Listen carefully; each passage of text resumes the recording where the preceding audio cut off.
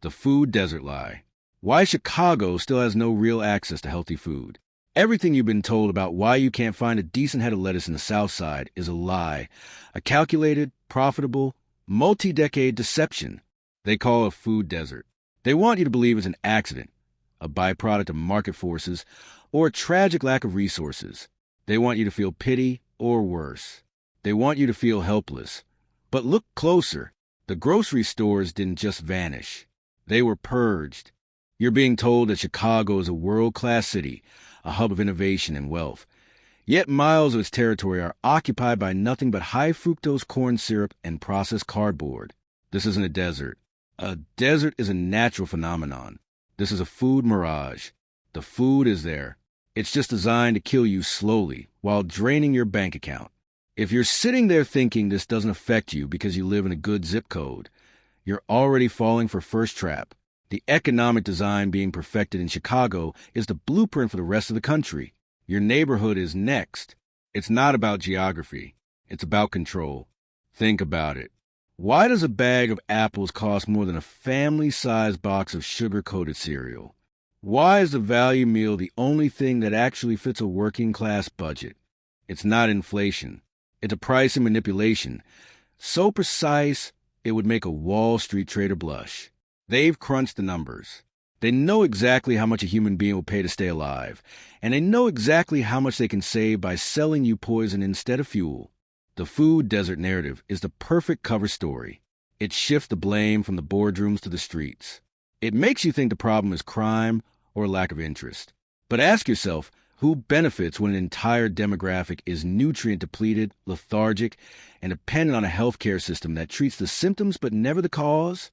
If you're starting to feel a knot in your stomach, hold on, because what the data shows about the next 10 years for your own family's grocery bill is going to make this look like the good old days. We've been conditioned to believe an invisible hand of the market. But in Chicago, the hand is invisible. It's wrapped around the throat of the supply chain. The big box retailers didn't leave because they weren't making money. They left because they found a more efficient way to extract it. By hollowing out the physical infrastructure of the city, they create a captive audience for express stores and convenience hubs where prices are marked up 40%. And the only fresh item is a brownie banana near the register. This is a psychological war. When you can't find real food, your brain changes. Your decision-making degrades. You become easier to manage. This isn't a conspiracy theory. It's basic biology, and the architects of our urban environments know it. They are building human warehouses where the only exit is a pharmacy counter.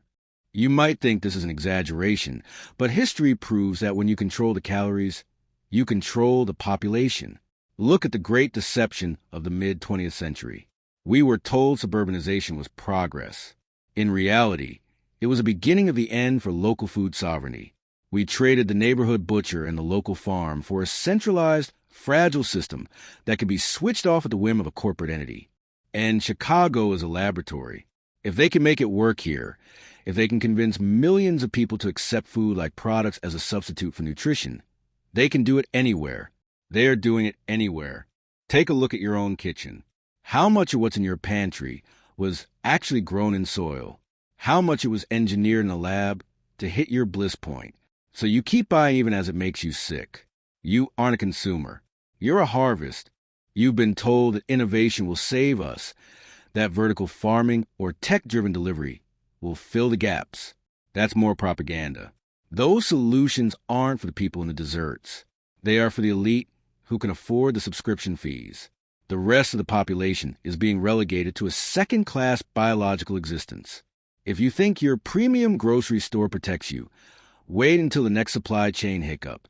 Wait until you see what happens when the pricing algorithms decide your neighborhood is no longer profitable. You are one board meeting away from living in a desert your own. The decay of Chicago's food system is a mirror of the decay of the American dream. We used to build things. We used to grow things. Now we just manage to decline. We sit in our cars, idling in drive-thrus, paying for the privilege of destroying our health because we've been told there's no other choice. They want you to argue about politics. They want you to argue about neighborhood safety. They want you to argue about anything except the fact that the very fuel of human life has been weaponized against you. They've turned the act of eating into a financial trap and a physical death sentence. The food desert isn't a lack of stores. It's a lack of escape. You've been blinded by the bright lights and the colorful packaging. You've been told that choice is having 30 different brands of the same chemical-laden crackers. But when was the last time you had a choice that actually mattered? When was the last time you felt like the system was designed to help you thrive rather than just keep you hovering above the poverty line? This is the uncomfortable future, a world where real food is a luxury good reserved for a few, while the many are fed a steady diet of subsidized sludge. This is the blueprint. This is a design. Chicago is just the beginning. So here's the question that should keep you up tonight. If they can successfully engineer the slow, profitable starvation of an entire American city right in front of your eyes, what makes you think they aren't already doing the exact same thing to you?